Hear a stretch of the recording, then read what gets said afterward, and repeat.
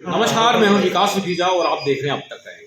दोस्तों, आपको बता दें, आज केंद्र सरकार ने बजट पेश किया है और इस पूरे बजट को लेकर करनाल के सांसद संजय भाटिया का क्या कहना है, हमने एक विशेष बातचीत की है। और उससे पहले बता दें, हम यहाँ मौजूद हैं हरियाणा के मुख्यमंत्री के निवास स्थान पर और आपको बताना चाहेंगे कि आज एमपी संजय भाटिया हैं, उन्होंने लगातार 2 घंटे यहाँ पर खड़े होकर लोगों की समस्याओं का मौके पर ही समाधान किया है। और ख़ास तौर पर बताएं तो जो मौके पर जो लोग, जितने भी लोग आए थे, उनका बारी बारी से समस्या को सुना और साथ के साथ उनका समाधान किया। इसके अलावा आपको बता दें, जो आज हमने खास तौर पर बात की है, उसमें जो केंद्र सरकार ने जो बजट पेश किया है उसकी बड़ी तारीफ की है। इसके अलावा कांग्रेस के ऊपर संजय भाटिया ने एक बार फिर निशाना साधा है। उन्होंने राहुल गांधी की भारत जोड़ो यात्रा पर खास तौर पर टिप्पणी करते हुए कहा कि जो अभियान अब कांग्रेस ने चलाया है, हाथ से हाथ मिलाओ, तो भारत छोड़ो यात्रा की बजाय ये अभियान उनको चलाना चाहिए था। चलिए सीधा ले चलते हैं संजय भाटिया जी के पास, सुनवाते हैं उनका क्या कहना है। सर, आज बजट सेशन था और बहुत बढ़िया बजट बताया जा रहा है, पेश किया गया है, देश का काफ़ी विकास होगा। और क्या कहना चाहेंगे आप, करनाल के सांसद हैं। आज जो बजट पेश हुआ पार्लियामेंट के अंदर,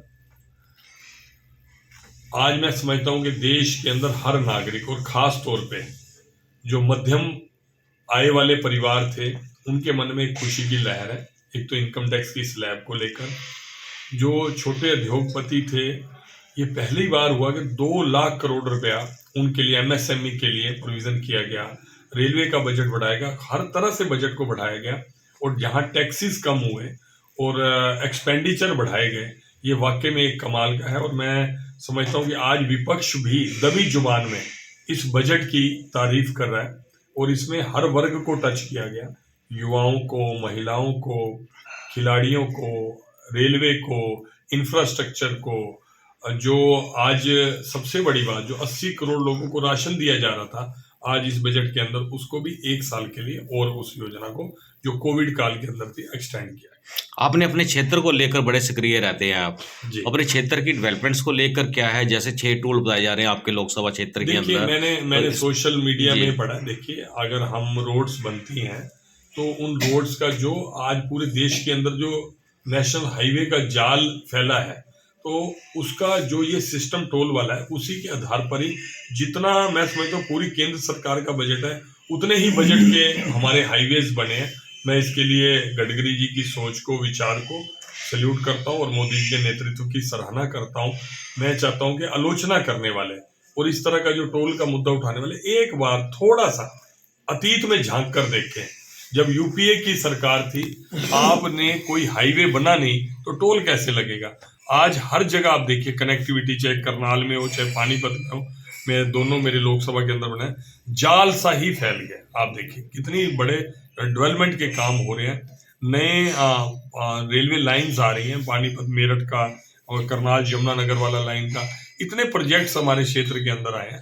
तो अगर हमारे को टोल पे करना हो, टोल भी जो हाईवे पे चलने वाले लोग हैं, उसमें करनाल और पानीपत के जाने वाले लोग, वो तो ज़्यादा से ज़्यादा वो यहाँ से जाते हैं, उनको फिर भी काफ़ी आबादी को उससे बचाव मिलता है।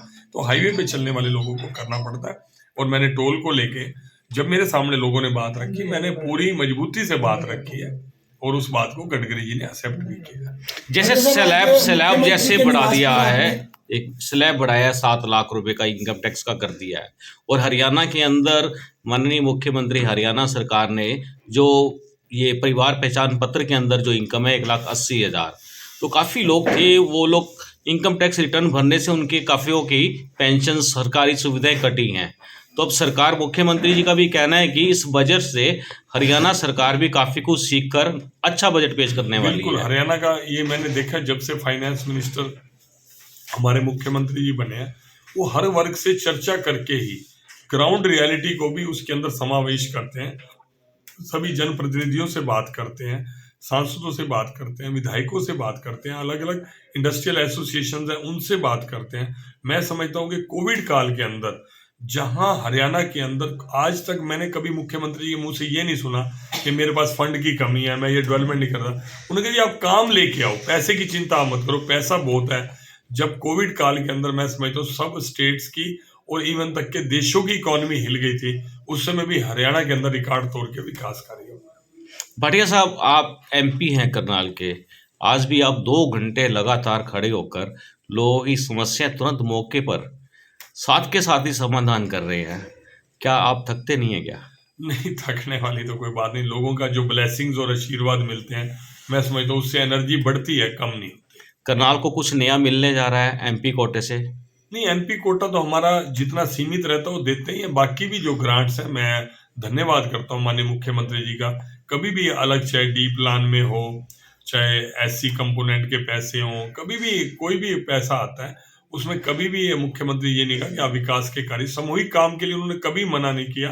इवन तक के जो ग्रांट्स हमारी कोविड काल में एमपी लेड बिल्कुल बंद हो गई थी, तब भी सीएम साहब ने जो अपने डीक्यू से, अपने डिस्क्रिशनरी कोटे से भी उन्होंने भी तब भी ये संस्थाओं को काफी। तो बात करें हम एक बार कि जिस तरह से अब बजट सेशन चल रहा है, तो आप अपने क्षेत्र के कौन कौन से मुद्दे आपको मौका मिलेगा उठाने का, या किसी मंत्री से आपकी बात हुई हो? मैं आज भी मैं कृषि मंत्री हैं, उनसे मैं मुलाकात करके आया हूँ, जो मिनिस्टर ऑफ स्टेट हैं कृषि में। तो उनसे मैंने एक रिक्वेस्ट की है। मेरे को किसान यूनियन के कुछ जागरूक लोग हैं, राष्ट्रीय चिंतक भी हैं हमारे, टेकराम दैया जी, उन्होंने मेरे सामने एक विषय किसानों को, और मुझे जेन्युइन लगा क्योंकि मैं भी किसान पृष्ठभूमि से हूँ। उन्होंने कहा जी जो मार्च और सितंबर में इंटरेस्ट लिया जाता है किसान से, जबकि फसल मार्च के बाद आती है और सितंबर के बाद आती है, तो अगर उस टाइम में हम करेंगे तो कम से कम जो पैनल इंटरेस्ट जो बैंक वाले ऑटोमेटिकली इनडायरेक्ट रूप से चार्ज कर लेते हैं, उससे किसानों को राहत मिलेगी। जबकि इसमें हमें कुछ एक्स्ट्रा देना नहीं पड़ रहा, सरकार को कोई अलग से नहीं देना पड़ रहा। लेकिन जब उसके अंदर हमें टाइम आगे हमारा फ्रेम बढ़ जाएगा तो हम उस सारे पैनल इंटरेस्ट और इन सारी चीजों से बच जाएंगे। भाटिया जी, कांग्रेस एक नया अभियान स्टार्ट किया है, हाथ से हाथ जोड़ो, क्या लगता है आपको? मैं उनको बधाई देता हूँ, और मैं से तो उन्होंने बड़ा अच्छा ये अभियान शुरू किया है। और ये जो भारत जोड़ो यात्रा वाला था ना, उसकी बजाय हाथ से हाथ जोड़ो वाला कर लेते तो मेरे हरियाणा में, बाकी स्टेट्स का तो मुझे पता नहीं, हरियाणा में मैंने देखा कि कांग्रेस के सभी नेता आपस में कभी जुड़ के बैठे नहीं है, आपस में बहुत उनका है, लेकिन उनका व्यक्तिगत मामला है, उनकी पार्टी का, मैं कमेंट्स नहीं करना चाहता। लेकिन अगर ये वाले अभियान पहले शुरू कर लेते हाथ से हाथ जोड़ो वाला, तो शायद उनकी यात्रा और अच्छे से निकल जाती। भाटिया साहब, आखिरी सवाल है, करनाल की सरकारी गौशाला के अंदर 50 गायें एक्सपायर हो गई हैं, बड़ा मामला है, मुकदमा भी दर्ज हुआ है। बड़ा ये अभी पिछली अभी 2 दिन पहले भी ये बात मेरे सामने आई, तो उसकी तो जांच होनी चाहिए। अगर कोई लापरवाही है, नेग्लिजेंस है या किसी बीमारी के कारण है, उसका संज्ञान लिया जाना चाहिए। इतने बड़े पैमाने पर ये होना, गोवंश की या किसी जीव के मृत्यु होना, ये अच्छी बात है। आप दौरा करेंगे एक बार? मैं, क्योंकि सेशन चल रहा है और मैं अभी भी ट्रेन से आता हूँ शाम को 6:30 बजे ट्रेन रुकती है पानीपत, तो मुझे यहाँ आने में पौना घंटा लग जाता है जी। तो सेशन के बाद मैं जरूर जी। धन्यवाद।